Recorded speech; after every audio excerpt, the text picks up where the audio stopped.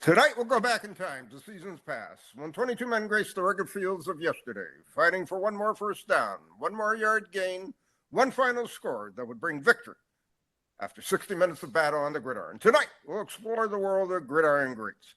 Welcome to Gridiron Greats Football History and its Memorabilia on the Sports History Network in conjunction with Swick Enterprises. And we're live from the Southport, North Carolina home of Gridiron Greats magazine. I'm Bob Swick, publisher and editor of Gridiron Greats magazine, and I'll be your host for the show. Gridiron Greats is the only publication in America that focuses upon the history and memorabilia of the North American football game since its inception in 1869. We cover 150 plus years of football history and memorabilia, and you can find us on the web at gridirongreatsmagazine.com. Again, my co-host Joe Squires is away on vacation until early July, and tonight we're going to move directly with our two special guests. These gentlemen have written a new book, which we will be talking about at length this evening. And first, I'd like to introduce our first author, who's well known to our audience, as his love of playing the game of football led him to officiate it at the high school level when he was in college. He wore the stripes for 27 years in the playing fields of Pennsylvania. And it gave him an appreciation for the rules side of our very complex game. In the early 2000s, he wrote a couple of officiating websites and was assigned to a History of the Rules series. And that was it. He was hooked on the history of the game and started the pigskindispatch.com website.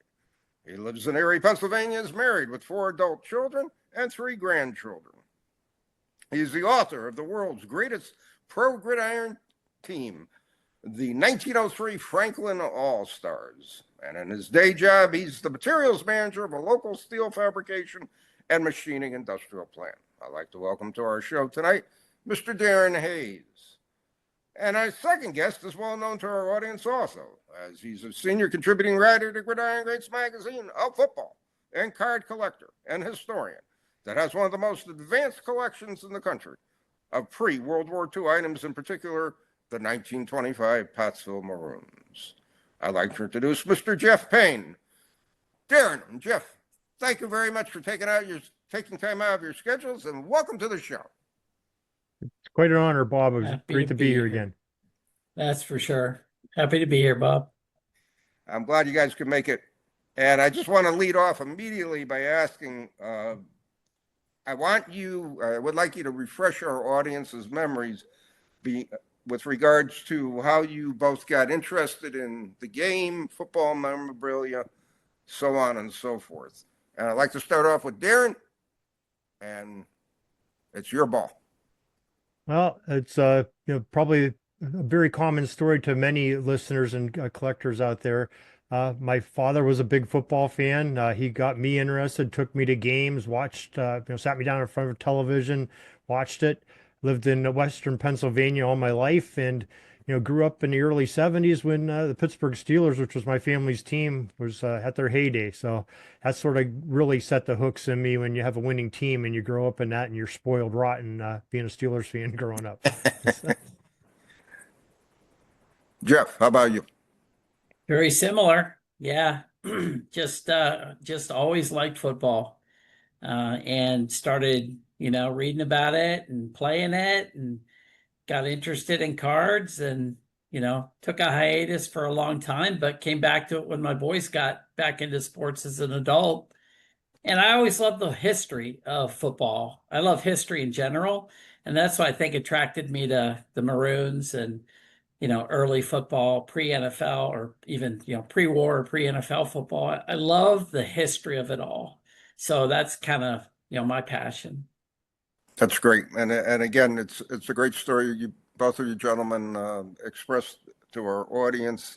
And it's classic that some of us take a hiatus and then we find it again and we come back stronger than ever.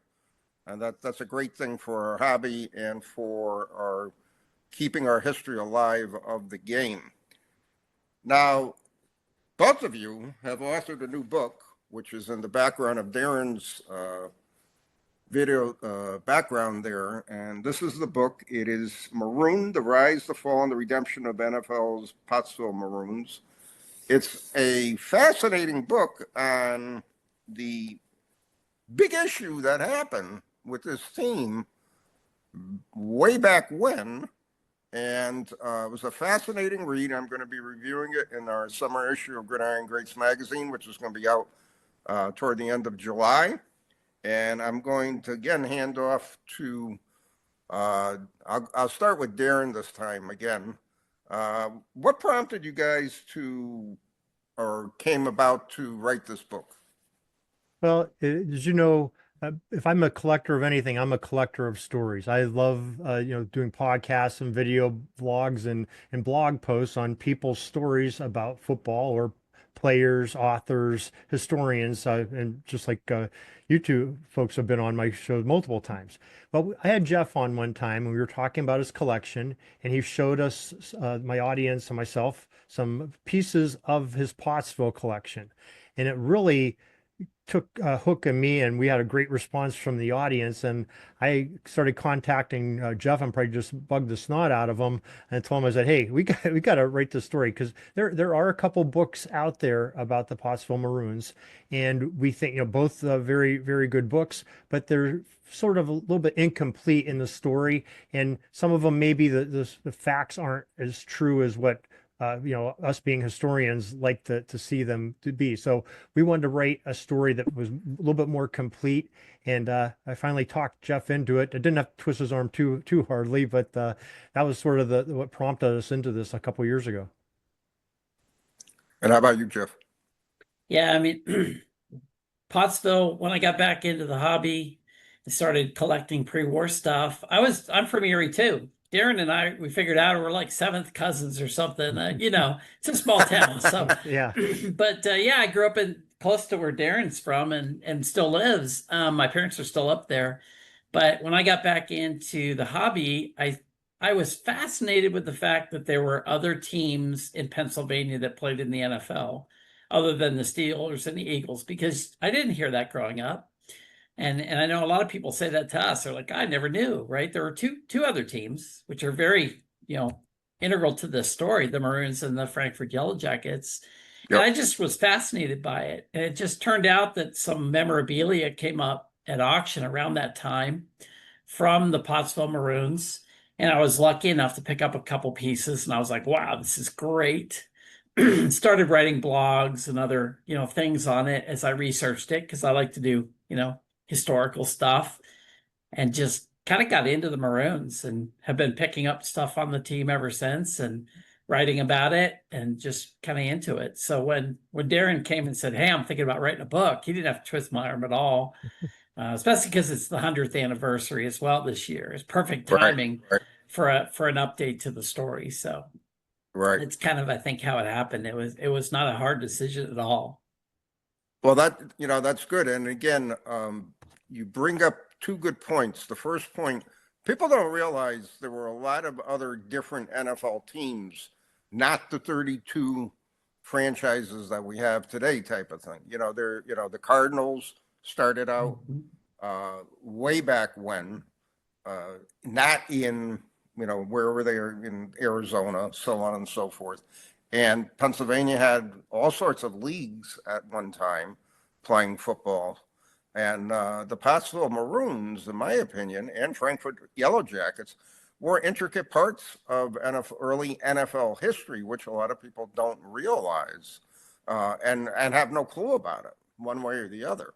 So I was just very, very pleased, to say the least, that you guys took it upon yourselves to write the book and actually write a more coherent and better story historically, to understand for readers, especially historians of the game, what actually happened with that team, and to see and talk about, what were the conditions that brought about what I'm going to ask for the next question is, what happened? What is the premise of the 1925 season? Explain to our audience, and again, those who are listening for the first time, about the Pottsville Maroons and don't know a lot about them.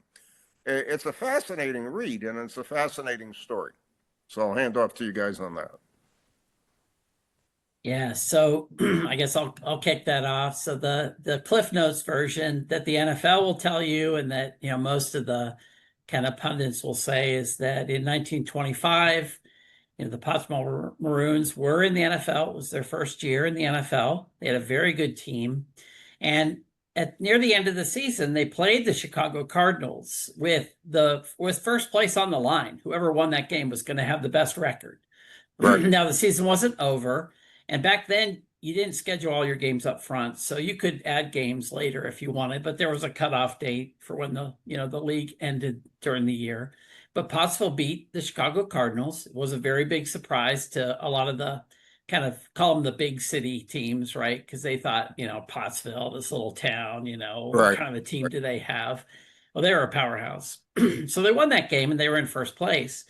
Then they played an exhibition game against an all-star team called the Notre Dame All-Stars. It was the Four Horsemen of Notre Dame who had graduated the year before, very famous national champs in college, and some of their teammates. A promoter put together an exhibition game and asked the Maroons to play in that game against this all-star team. Which back then, that's what NFL teams did. They barnstormed, Right. they did exhibits, they did anything to make a buck because it was so hard to break even. They were always looking for a game, right? Right. So they played that game. But after the contract was signed, Joe Carr, who was the president of the NFL, even though Pottsville felt they had permission to play it, came back and said, "You do not have permission to play, and if you play this, I'm going to revoke your franchise. I'm going to suspend you from the league." They'd already signed a contract. They felt like they had to play it. They played the game, and they got well, some would say they got kicked out of the league. We'll talk about that because our research says that's not necessarily the case. But they got kicked out of the league, and because of that, they were not eligible for the NFL championship. Lots of things transpired, and they fought that decision and argued that decision, and ultimately did get back into the league and played for several years thereafter before the Depression kind of took the Maroons under, like a lot of teams. Right. And now they've been for 100 years now fighting to get the NFL to recognize them as the champs, and that's that's the title of the book. They're marooned, right? The Pottsville Maroons are marooned. They're out on an island, and they don't get the respect they deserve. And that's kind of the Cliff Notes version. You want to chime in, Darin, from your perspective on it? Yeah, the story is like it's like an onion, and you just keep peeling back the layers. And 1925 might be one of the most dramatic seasons in football history. Jeff alluded to a little bit. You have, the Notre Dame famous Four Horsemen are the defending, champions of the NCAA. And college is king. And you have, the Red Grange phenomenon happening at this time, which enters into our story in bits and pieces. And you have, some of these players like Tony Latone, who is very much overlooked by modern scholars, but is one of the great backs. Actually, probably had better stats as a pro than Grange did. And when you look at it, if you count all of his things he accomplished.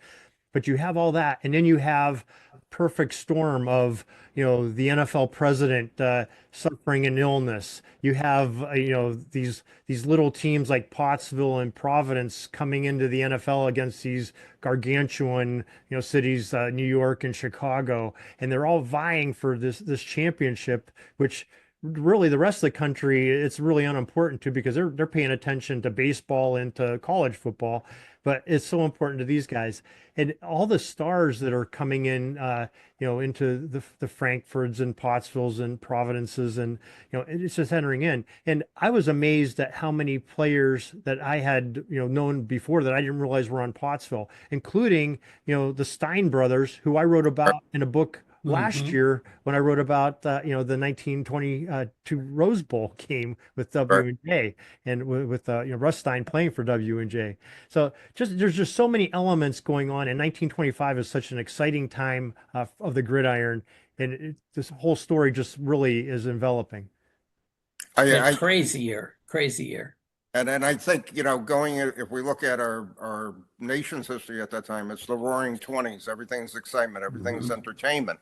I complain today about players jumping from teams. Those guys jump teams from game to game, under false names, so on and so forth. So it was a time for them, and I agree with you, Jeff. Teams had to schedule games to break even just to make money. It's not like today that you have literally a multi-billion-dollar conglomerate there, which is called the NFL. Back then, it was the survival league more than anything else. And I agree with you, Darin, too. It was a college game. The college game ranked over anything that the early NFL did. So it's truly a fascinating story.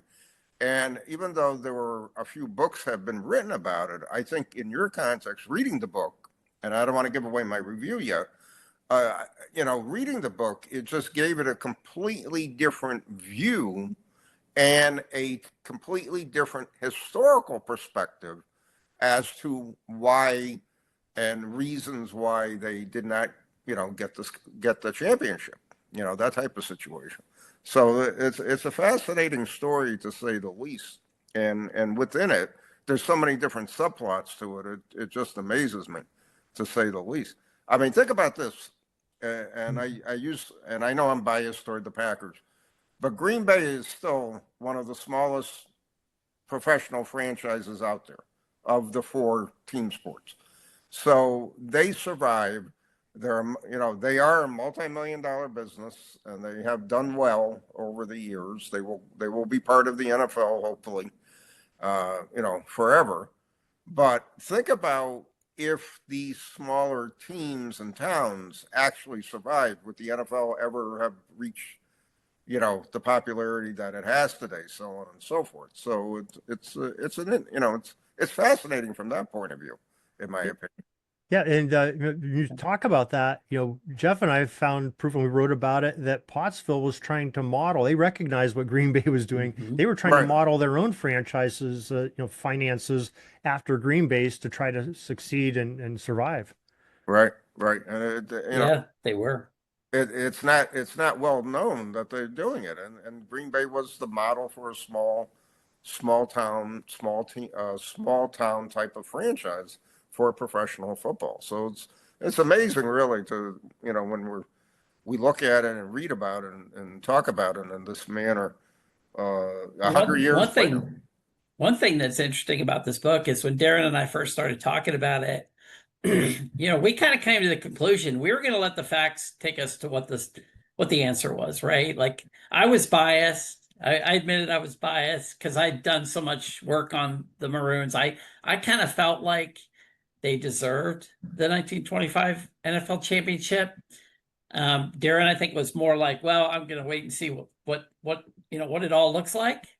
But I'll tell you what, after everything we dug up and after laying it all out, I'm doubling down on the Maroons. I mean, to me, we found out so much information that was not well described and published. Right. That adds to the Maroons' case that it's almost, to me, embarrassing that the NFL won't do what's right and make this right. And even make them co-champs, right? And that was one of the things that was proposed back in the 60s, and the NFL owners voted it down because the Cardinals wouldn't go along with it. Right.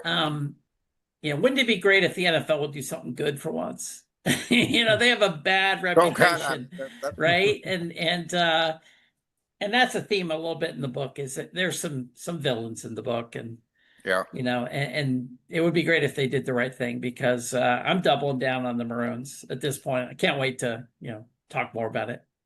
Well, I think you all right. Let's jump ahead a little on the script.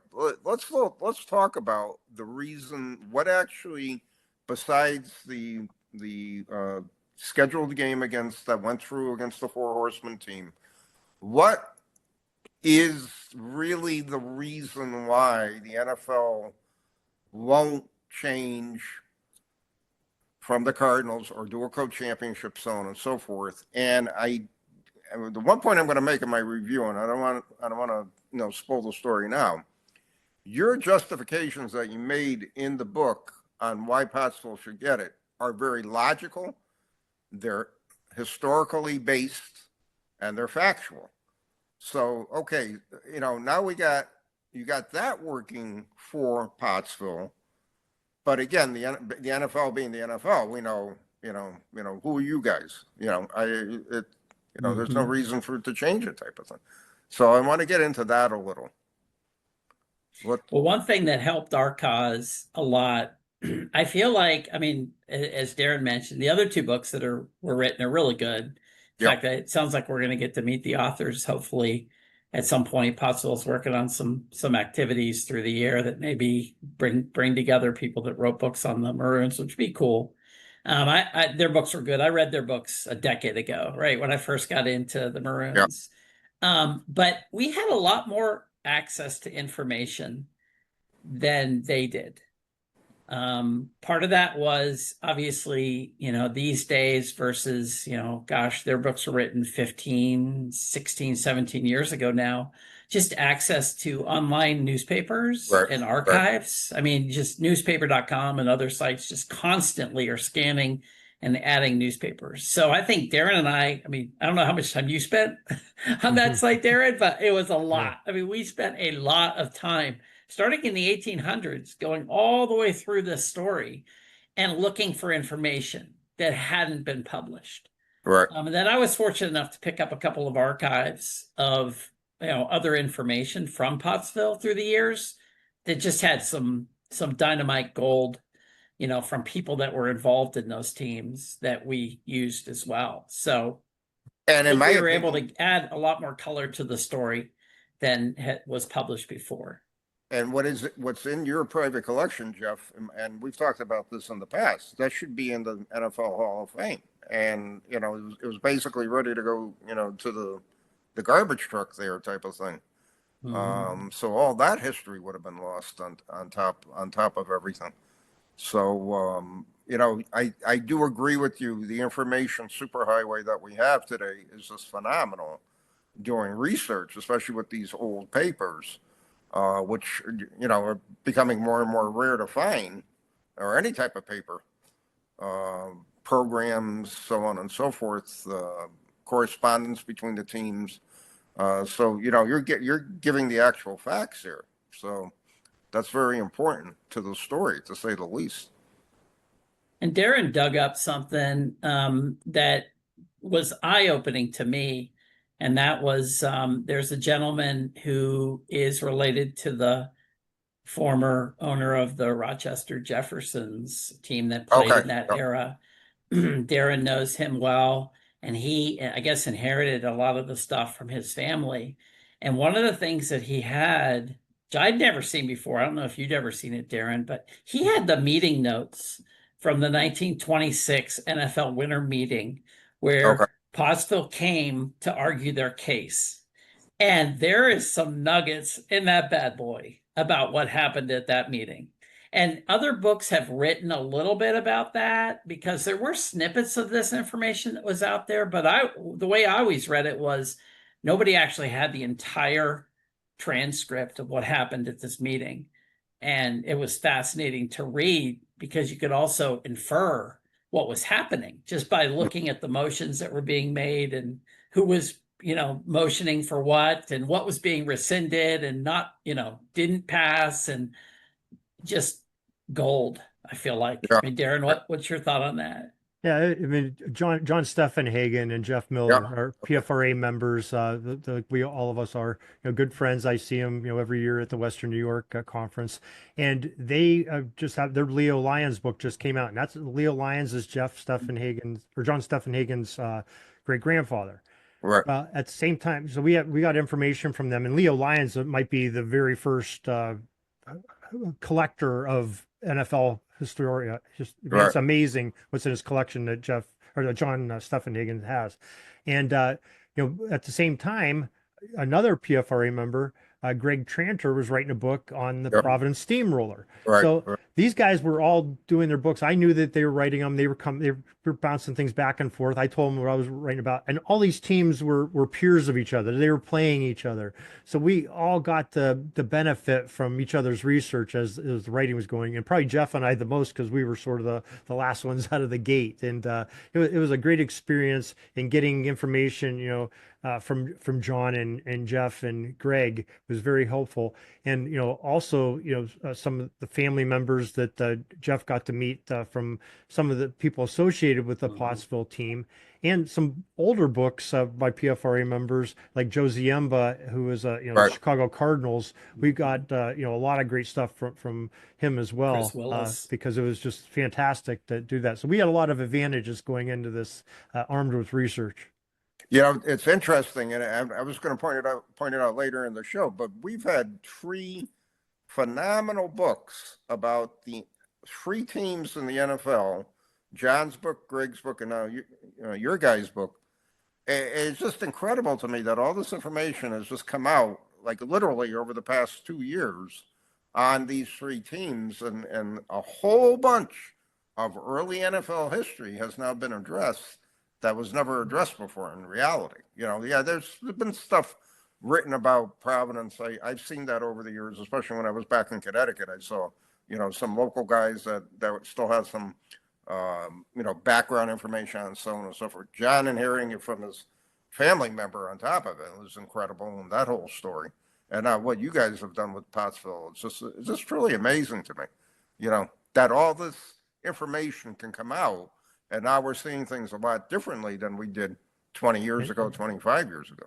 And there's a Frankfurt Yellow Jackets book coming out this fall by another friend of mine. Oh, So wow. that's going to be Okay, coming out great. right on the heels of ours. So it's going to be great year for football 100 years afterwards. Oh, that's good. That's good. That's what the hobby needs. I'll tell you, Yeah. I've been a member of PFRA for 35 years. Probably, I'm pretty sure I joined in 89 or 90 when Bob Carroll was still in charge. And the stuff that I would read about, this is the information I'm looking for. Trying to, and then I would try to relate it to memorabilia or try to find memorabilia from it, which was, again, before the internet, before everything going on, it was very difficult to say the least. So, but today it's just like everything is coming out all at once. So that's really interesting, to say the least, and it's good for the hobby. And You asked about kind of what happened, Bob, and what did we learn? So I think one of the things, I'd love to get Darin's perspective. One of the things I learned, I always knew that once Joe Carr, the president of the NFL, had notified Pottsville that he was suspending their franchise. And a lot of the NFL and others will anchor on the fact that, well, they can't be considered the champions because their franchise was revoked. Right. Their franchise was never revoked. Revoked. Right. All right. So Joe Carr made the arbitrary decision to suspend them. The owner of the Maroons' brother was a lawyer, as you know from the book, George Striegel. Yeah. George Striegel got a hold of the NFL Constitution and the bylaws as written, and he read it and was like, there's nothing in here that says we couldn't play this game. None of what we're being penalized for is an actual written rule. Right. Was it verbal? Was it agreed to verbally? Sure. But his point was that doesn't hold up in court. Right. You can't suspend us and revoke our franchise without a hearing, without an ability to protest. But there's no dispute process defined. There's no hearing defined. There's nothing defined for this situation. And so Joe Carr, the president, he backed away from it, actually. And he said, well, if you guys want to come and talk to the owners about this, and I'll pass it to them and they can decide. They can hear my version. They can hear your version. Let's let them decide. I think he was pretty confident that they would vote for him. When they all got together, according to those meeting notes, that's not what happened. When George Striegel got up and tore the NFL's constitution to shreds as a lawyer, one is all the owners were like, yeah, why? Pottsville's in the right here, not the NFL here. And they all wanted, except for a couple, wanted to vote Pottsville, back into or basically, suspend the sentence. Right. Which they ultimately ended up doing. It just took a couple of meetings. And right after that was discussed at the meeting, the very next thing that was voted on is we need to create a committee and rewrite all the rules, because as Joe Carr said in his presidential address, our rules are, quote, obsolete. Right. That right. tells you all you need to know about who was right in this argument. The lawyer, right, came in and said, here's what the Constitution says. Tell me legally how you can do what you did. Right. And the owners said, yeah, you're right, and did not revoke the Maroons franchise. And at the next meeting, reinstated them.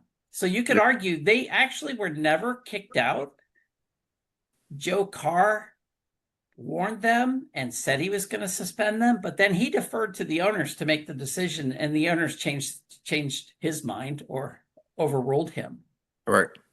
And so there's no reason why Pottsville can't be the NFL champions. They never were out of the league Right. in that Right. process. And that's a piece of information I don't think I ever heard.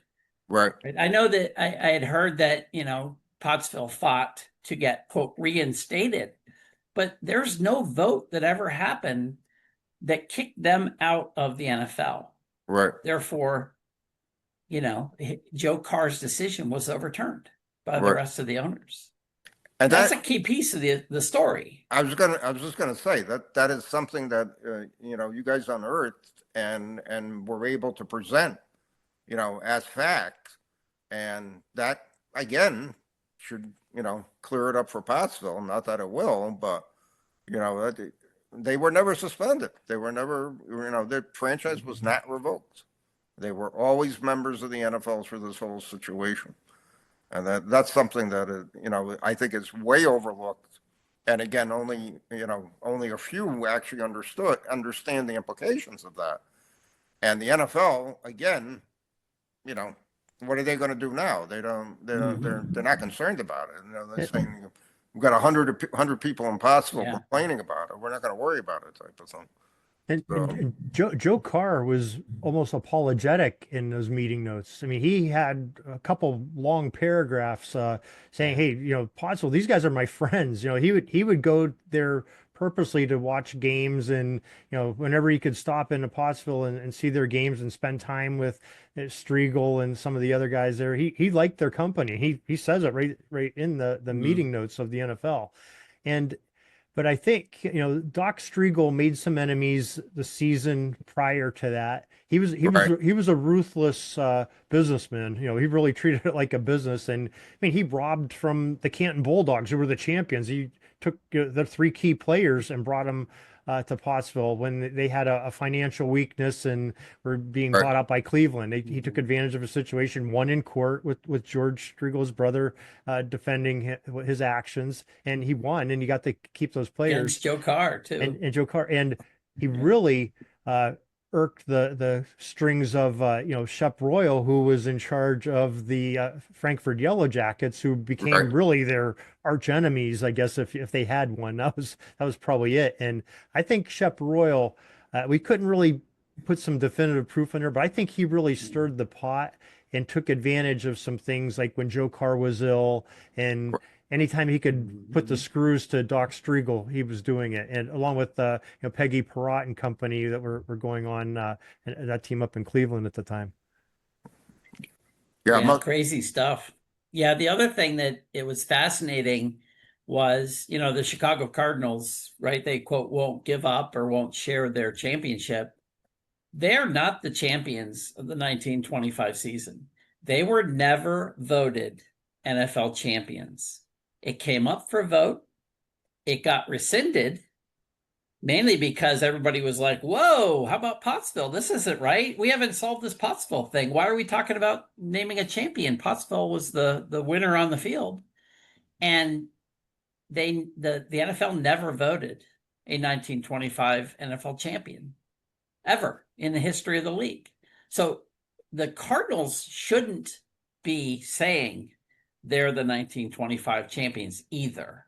They don't have any right to it. They were not voted the champs, just like Pottsville was not voted the champs. Nobody was voted the champs for whatever reason. They never got back around to voting on a champion for the season. If they had, the Maroons would have won the vote. That's pretty clear, because by the time they got this all resolved and Pottsville was, gearing up to play the next season, it was clear all the owners were now on board with, Pottsville being part of the league, and they, overturned what Joe Carr said. So I'm pretty sure if they had had a vote, the Maroons would have been the champs. And ironically, here's the funny part. It's not even in the book, is that in 1930, a program of the Frankfurt Yellow Jackets, the people who protested and caused this big stink, they have every year in Frankfurt's results in the NFL.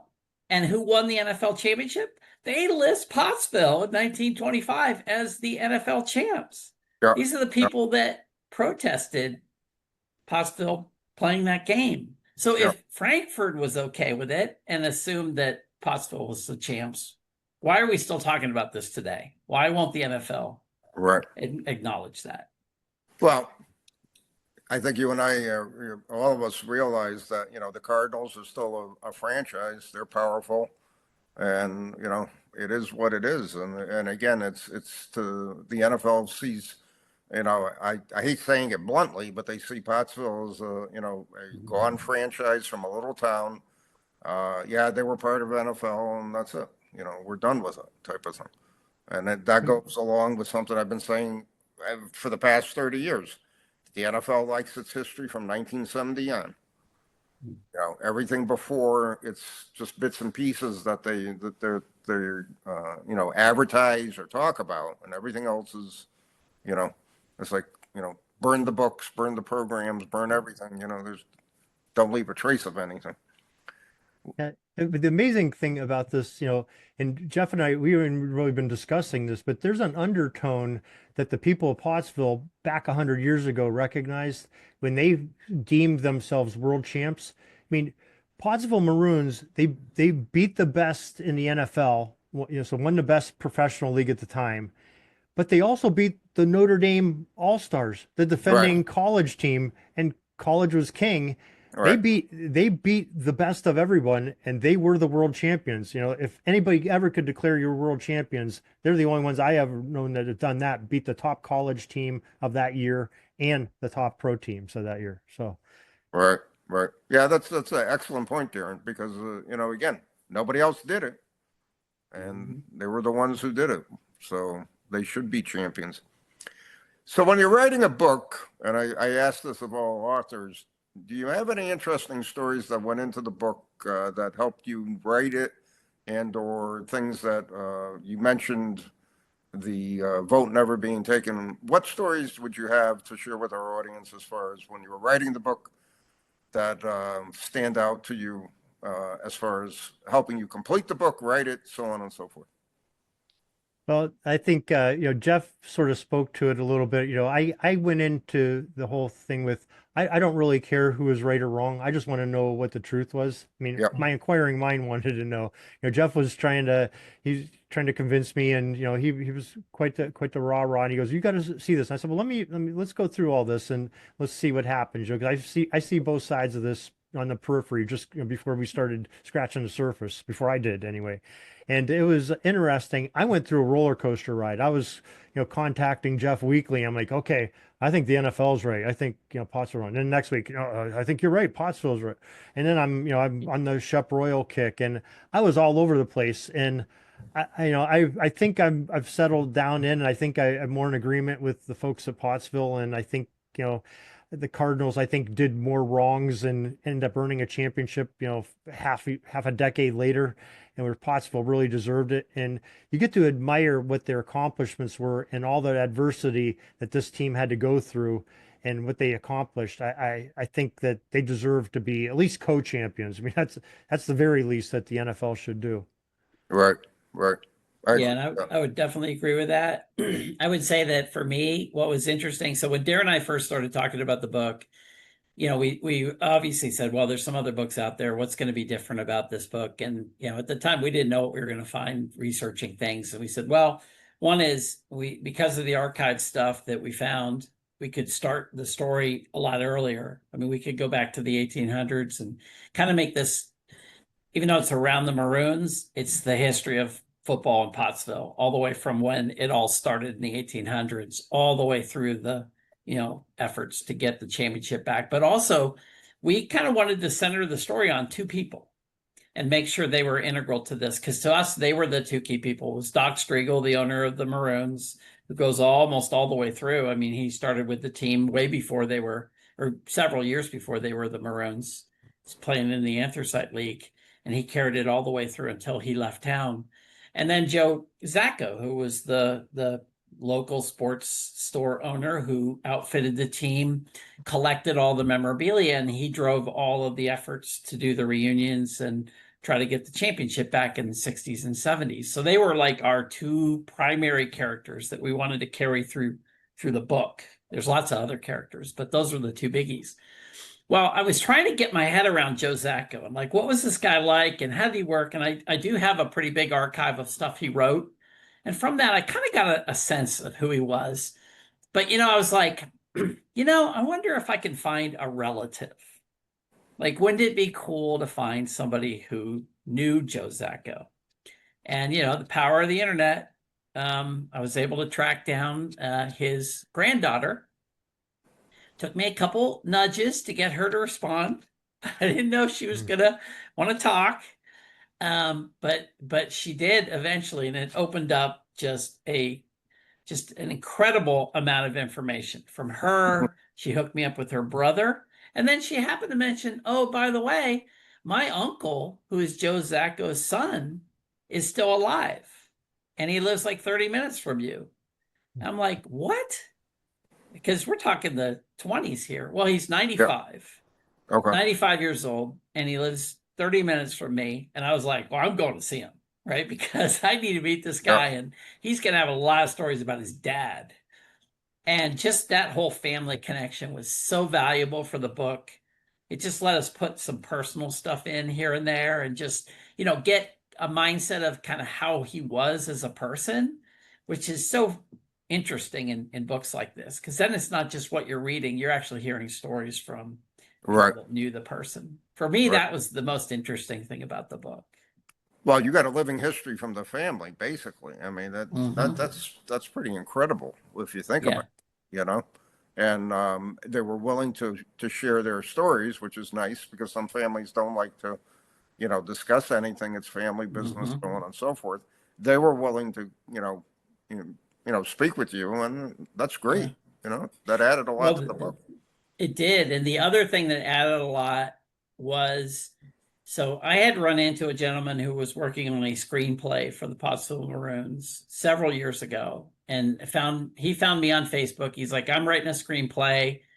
I'd love to talk to you about the Maroons. And so he actually lived about 30 minutes from me too. We got together a couple times. Really nice guy. He was really passionate about the Maroons, digging into it. And I happened to mention to him one day, I showed him some of my stuff, and I said, I always heard a rumor that Joe Zacco, this booster from Pottsville who fought to get their championship back, I always heard a rumor that he was writing a book when he died, and it was never published. And he kind of gave me this funny look. And he goes, really, you've heard that? And I'm like, yeah, I have heard that. Several people have mentioned that. I was hoping it would show up in one of the archives that I bought. Never did, never saw it. And he said, I have a copy. I was like, you have a copy? He goes, yes. A member of the family gave me a copy. I'm not allowed to share it. It's not allowed to leave the family, but it does exist. If you want, I'll show you a few pages. You can just check it out to make sure I'm not making it up and see what you think. So he showed me the book, and I flipped through a few pages. I was like, wow, this is gold. Because this is like first person from Joe Zacco as to what happened. Well, once I met some of the family, I started, gee, I heard about this book, and ended up, they shared a copy with me as well, which was great, because that filled in some more holes. Yeah. Because it was first person from somebody who lived this whole story, which was really cool. I'm just curious, did you ask, or did he ask the family, why didn't you publish it? Or they just didn't want to, Yeah. Yeah. So one of the letters in the archive that I have from Joe Zacco's estate, a lot of the stuff I had came from his estate, was actually a letter from a publisher who was saying, hey, I'm sorry, I worked on this for a while and I couldn't get it over the finish line. I don't think I'm going to have the time to publish your book. I apologize. And so Wow. at some point, they were trying to publish it. Okay. But it never got published. And at this point, right now, it's just a family heirloom, right? It's just something valuable, because the sad part of the story is I have all this stuff from Joe Zacco. The family doesn't have any of this stuff because one of the sons of Joe Zacco, when he died, his widow sold it all without telling anybody else in the family that he was going to do that. And they're crushed about the fact that all of this great information from their grandfather didn't stay in the family. Yeah. They did have the book, the manuscript. They had a few other things, but most of his archive, Joe Zacco's archive, scattered to the wind. And, so I've been sharing some stuff with them. I've sent them some stuff I don't want, just to get, hey, here's something from your granddad, or here's whatever. Yeah. Yeah, because they've been so helpful.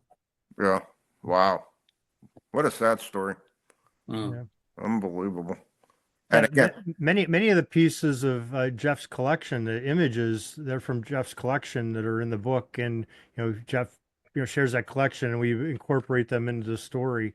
And also, I don't want to miss this opportunity, because we had a couple modern people help us also.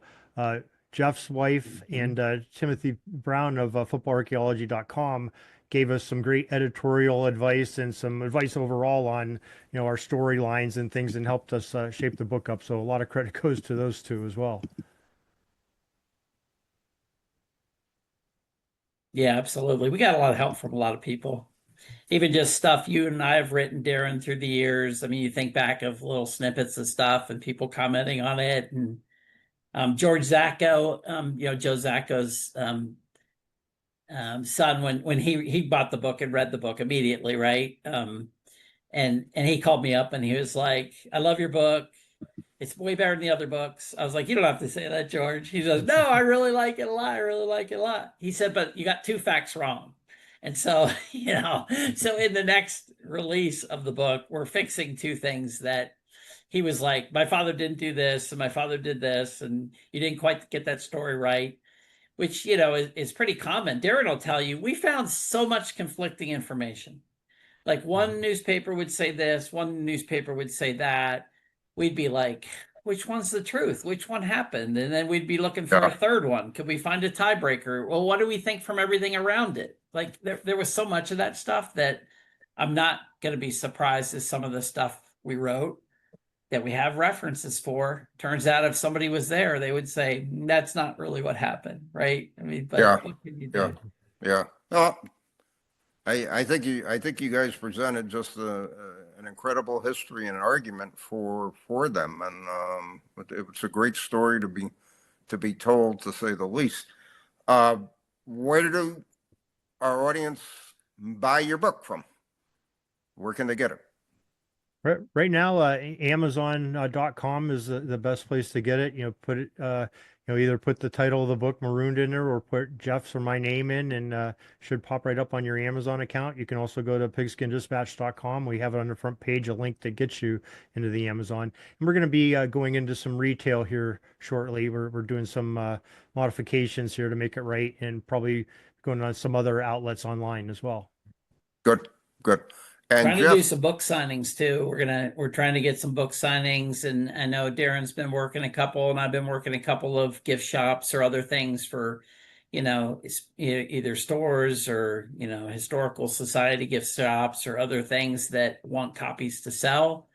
And, we've been offering to autograph them, to give them, a little extra perk to get people interested in the book. So, I was just going to say, get the word out. I saw something for you, Jeff. You're going to be at, I forgot which historical society in July, I think. Oh, wow. Yeah. So they're starting to publish that. Yeah. That's the one in near Pottsville. Okay. They grab the book quick, and they're one of the groups that wants to resell it in their gift shop, and they Good. want to do a book signing and whatnot. You know, because they're planning stuff for this summer for the Maroons' 100th anniversary, and yeah, this fits right into that. So Well, that's great. That's great. mhm. So the $1 million question: what do you think, if anything, the NFL will do? Darin first, and then Jeff.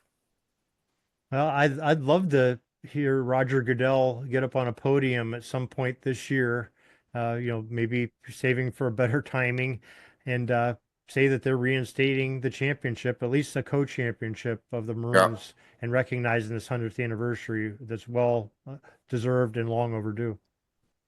Good. Jeff. I think they need to sue him. I don't think the NFL the NFL ain't gonna do anything out of the goodness of their hearts. It's just not the way they. I would love it if they surprise us, but they don't show any. That's just not their inclination. Yeah. So Yeah. I almost think like you'd have to take all of this information and do. I mean, George Striegel, Doc Striegel's brother, the attorney, he threatened to sue the NFL Right. over Right. the fact that they were, being penalized, and there were no written rules about any of this. And I'm pretty certain he would have won. I'm pretty Yeah. certain that's Yeah. also why Joe Carr went, "Whoa, why don't you talk to the owners about all this? I'm stepping away from this time bomb." Yeah. There is a legal case here. Yeah. Now, who's gonna fund that? And who wants to fight with the NFL and all that? I Right. mean, Right. I don't hold out much hope that the NFL will do what's right, because I don't think they ever do. I think in the book, it says something like, because the other thing was the Cardinals owner at that time, he said if they voted them the champions, he wasn't going to accept it Right. because they didn't win it on the field, and there was some controversy about some of the games that they played that season Right. too that Right. feeds into the story. So he already said the Cardinals are not going to accept this, even if you vote us the champs. Right. And I think I made a crack in the book that at least one Cardinal owner has an ounce of integrity, Right. because I mean the Cardinals could make this right in a second if they Yeah. wanted to. Yeah. If they wanted to. But the classic quote from back in the 60s that the Cardinal owner said is, "We only have 2 NFL championships, and we're not giving one back." Back. Yeah. Well, they still have 2 NFL Right. championships, They got a 60 little years later. a So little at bit some point, come on. a little bad karma on the part of the Cardinals. Exactly. Yeah. Just share the championship. Nobody cares. And oh, by the way, you don't actually have a championship that year either. So maybe you just try to get the NFL to take that away. I don't know. Yeah. I don't hold out much hope. Yeah. But You guys got any book plans for the future coming up, or you're gonna just I'm sure Darin does. What's next on your plate, Darin? You got anything? You're No, not disclosing always have anything yet? something. Always have something going on. I'm helping some others with some projects going out. We have one coming out here pretty soon that I helped out. Chris Willis has a good book on the Grange barnstorming tour coming out. Okay. Yep. I So remember that'll be that. out That's probably gonna be next month awesome. or two. Okay. Yeah. Right.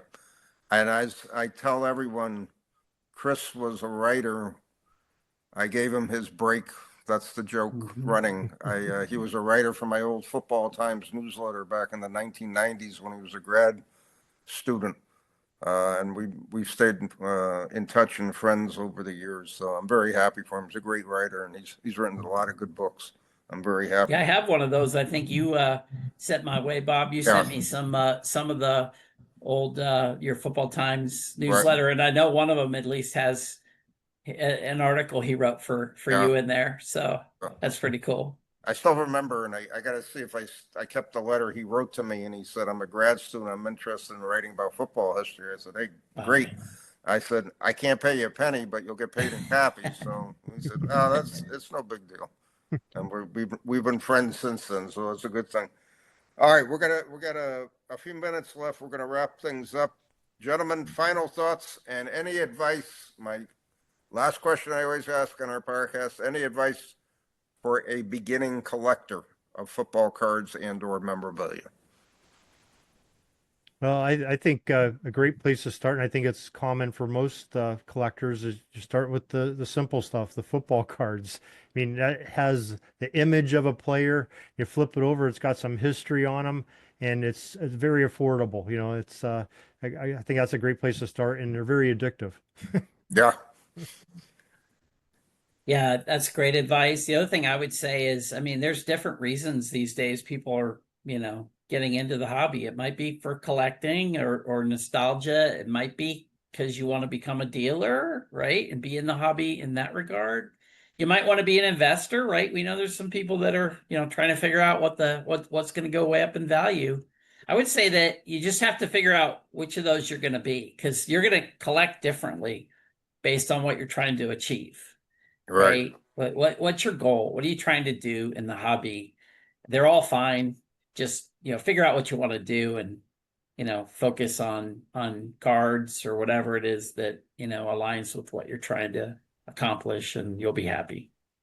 And I say my final thought is, and don't overlook the printed matter of football, the programs, the yearbooks, ticket stubs, the pocket schedules, the media guides, the Street and Smiths, the old Sports Illustrated magazines. Man, oh man, they're becoming, in my opinion, much tougher to find today as we go to this paperless movement. It's really, really, it scares me in a way because again, we need printed matter to preserve history, whether we like it or not. Great opportunity for somebody. I just saw in Hunt Auction that ends tomorrow night. There's a lot of 2000 periodicals, football periodicals from Wow. it looked like the 40s and 50s. It's sitting at about $500. That's 25 cents each. Oh my word. Now you'd have to go get it, because shipping that would be a bear. But come on, somebody. I mean, that's got to be a gold mine of information. That's sad. That is yeah. sad. That is Closes tomorrow night. Wow. Wow. Mm-hmm. Unbelievable. Yep. Well, on that happy note, Gridiron Greats will be out in a few weeks, and we'll be also. I won't be set up this year, but I'll be at the National Friday and Saturday. I'll be walking around. So if any listeners want to meet up, just send me a note, and I will be more than happy to try to meet you there or whatever. I got a pretty busy schedule. I'm coming in on Thursday and flying back on Sunday. So basically, it's going to be pretty busy. 72-hour whirlwind trip to the Hampton Inn of Rosemont, Illinois, and the convention center there. So looking forward to seeing you, Bob. I'll be there right now, Wednesday to Friday. I'm trying to find a dealer ticket for Tuesday because I'm in town for a conference, as luck would have it. And I just can't. I haven't been able to locate one, but I'd love to buzz around on Tuesday. But looking forward to catching up with you. Yeah, same here. And again, you guys did a great job on the book. Truly good reading, historical reading. You really said a lot about this situation in our football history, and you set the record straight, and that's what it's all about. And I have to compliment both of you for the great job you did, and for the hobby in general, and for the history of our game to actually, present something like this with realistic facts and figures, and that's what it's all about, to say the least. So appreciate that, Bob. Thank you. You're welcome. I really mean that, because again, we do this for the love of the game. There's that's why we do it. We want to set the record straight. We want to preserve the game, preserve the history of the game, so on and so forth. You see behind me, I got well over 250 football books there, and that's not even half of what I got. But again, we have to preserve the history of the game, to say the least. So, gentlemen, thank you for taking time out of your schedules and coming on tonight. And hopefully we're going to be back in probably 2 weeks with another podcast. And until that time, thanks for listening. And again, if you're not a subscriber to Gridiron Greats magazine, what are you waiting for? Check out our website, gridirongreatsmagazine.com, and check out all the great shows on Sports History Network, including the pigskindispatch.com and his championship game series. And to give a shameless plug, I talked with Darin about several of the Packer victories during that time frame, and it was a great show and great talking about it also. So thanks, gentlemen, and we'll be back in a few weeks. Take care. Thanks, Bob.